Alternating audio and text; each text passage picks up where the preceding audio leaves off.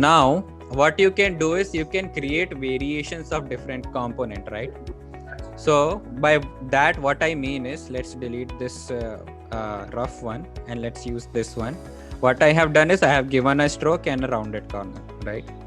But this is normal button. In a lot of cases you will also be needing another kind of buttons, right? For example, let me create another button for you. Oh, I already have it, so let me pull that. Yeah.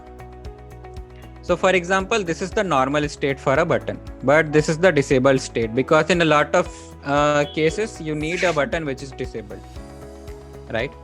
So now if in this screen I'm using this button, but in one of these states I want to keep the state what? Disabled.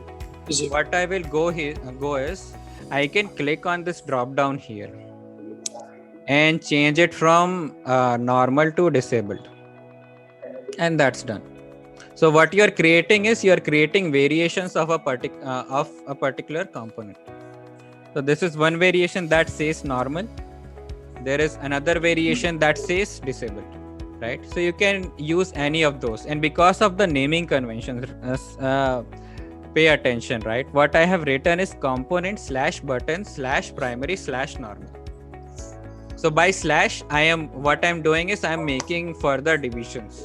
So here also it is buttons, component / button / primary / disabled. So because I did that, it is giving me a drop down here.